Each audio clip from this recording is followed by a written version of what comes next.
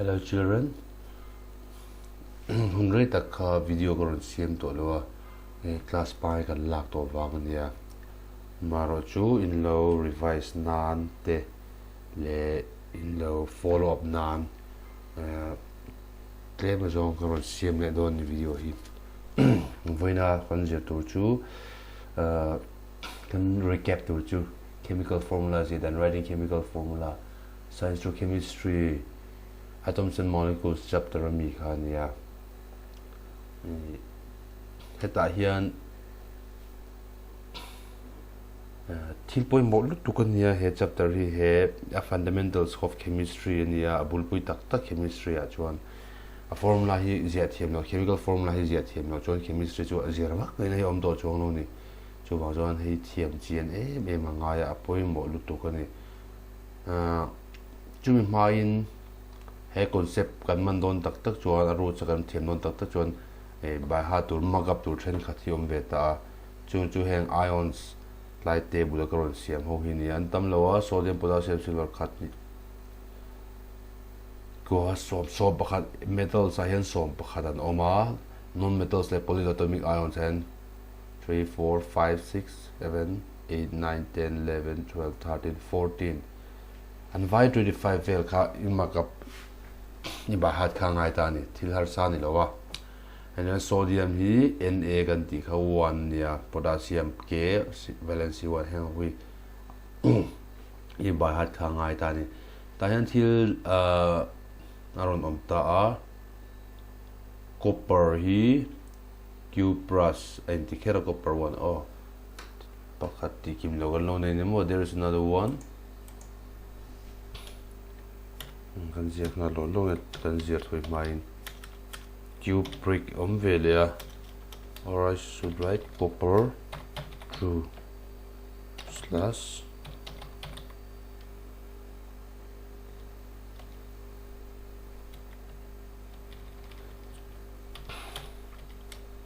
Cu thonia valency ka true ni thong ta ni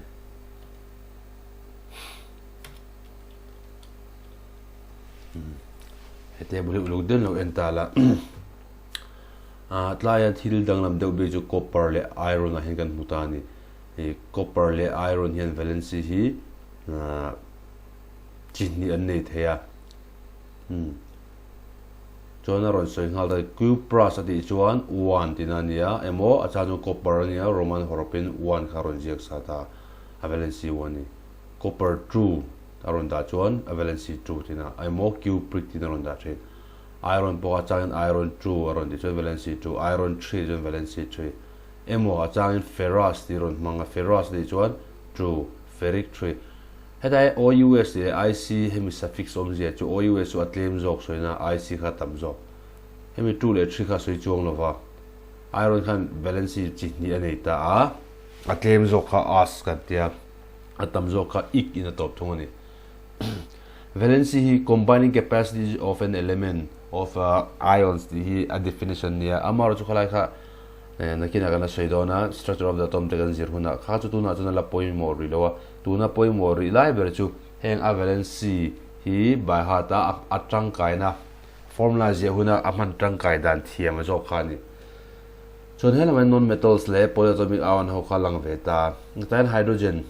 hi heta hian om to H1 heta hydrogen na ron tran le ta ni hydrogen hi achangin metal angin om thina achangin non metal angin om thea chu wang chu ni hydrogen te chloride bromide iodide chlorine ti kha chloride ya lo changta bromine ka bromide iodide oxide heng ho hi iodide thleng hian 1 an ni len valency kha oxide te sulfide te kha 2 no nia ammonium om le ta ni hi polyatomic ion ni ta he atom kha pakhat item om to nitrogen hydrogen he ta hian chloride te bromide te hi horop pahni chun ai ziak ve takna a horop pahni hi horop te ni zel hi nula ClL hi horop te bromide aba R hi horop te he chu thil pakhat chaw lani he ta ammonia mangchi chonin thil pahni loi to N le H horop pui ve ni to hi nitrogen le hydrogen in chopol hydroxide apo O le H oxygen le hydrogen in chopol kalai kha thread man tur mix up lo turin na kina kan la sayang horop pahni ani wangno khanin thil pahni khani kher lo ani he chloride bromide hela maten en le tela AgCu hindi thil pakhat vek an ni element pakhat soina khatiang kha threat thedan olsan ber chu formula en khan a horop pahni na zo hi horop de ni chuan small letter a om re chuan khang kha thil pakhat substance pakhat pure substance pakhat soina ni helama horopui veve om to kha chuan thil pahni kha soito group of atoms polyatomic an di khalo thleng dani le a formula je dan so entinan formula pakhatron kalta write the formula of the question ron kalta ni write the formula of calcium chloride di kharon kalta ni hi question ron kaldan tur ni calcium chloride formula kan je don chuan amma sebera chuan symbol ho kan je photang calcium chu ta table kan enta calcium chu Ca lo ta Ca khai je photang Ca chuan chloride khai en lenga Cl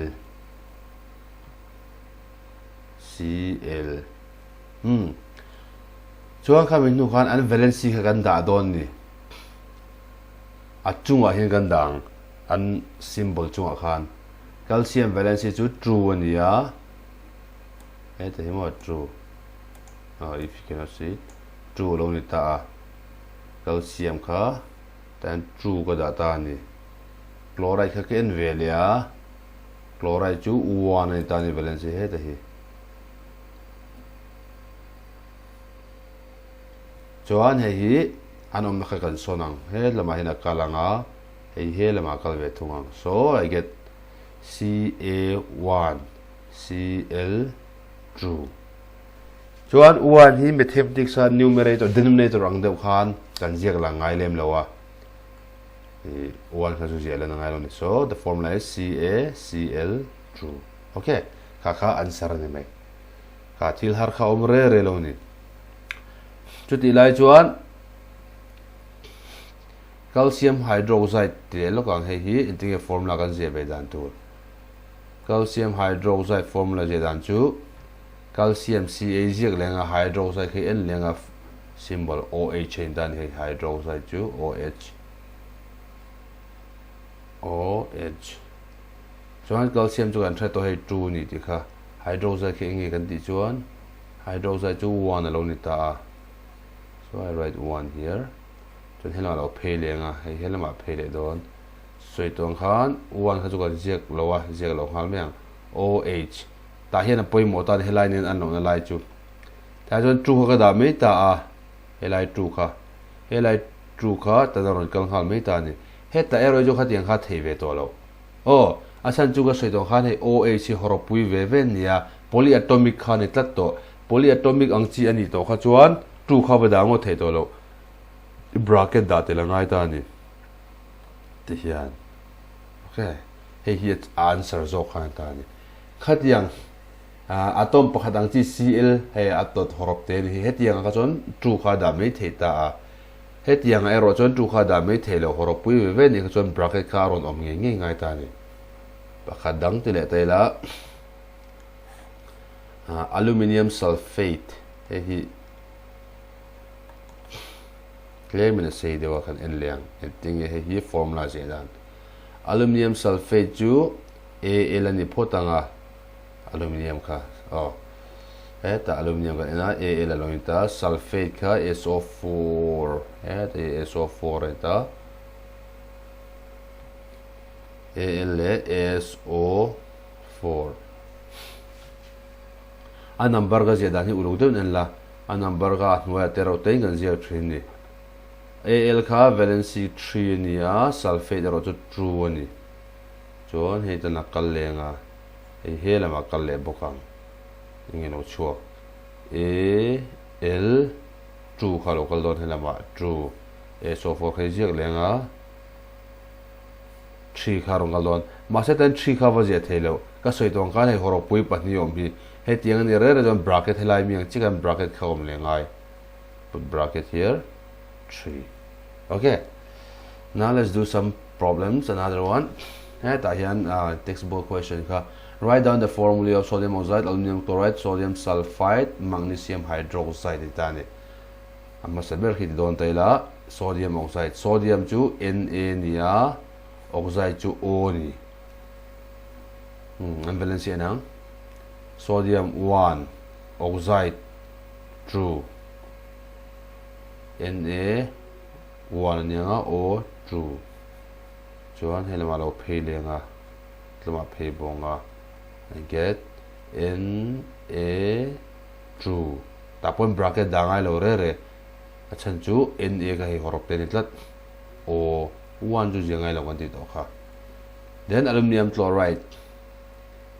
Aluminum chloride achon Al la ni le nga. Chloride chu Cl la ni veto pa. Valence yan lang. Aluminum T3 niya, chloride ka 1. Aluminum is 3, chloride is 1. So I switch it again. Get something like this. Al Al niya nga 1 to siya nga ilo ko dito ka Cl3. Bracket da ngay le to lo tayo chuan Cl ka hey horop le nila tato pathum na lo le tele sodium sulfide ito ni sodium chu Na niya sulfide ka PHIDE ni chuan A stop ani hey ene lo la sodium chu Na niya sulfide ka ACULPHIDE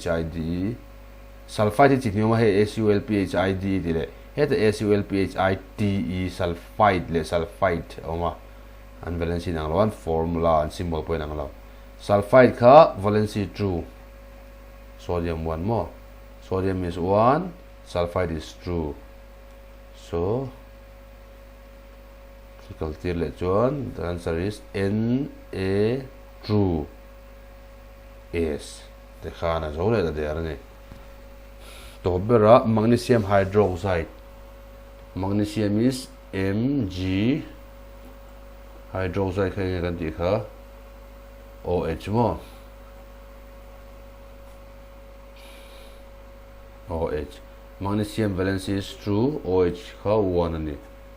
local lenga Mg 1 niya siya lo OH hey horopwil nung nileta tan 2 ka dango thelo bracket man lenga okay tikan kaka formula je dan chunia i text bu ami ho kha lo en kuala ta activity sa intex sa tele exercise sa han om treu kha khang ho ne khan e lo en ton le la chuan class le a tutorial dang ro pe le khuna che a work tur bo karon da le don ya tan chuan du to photang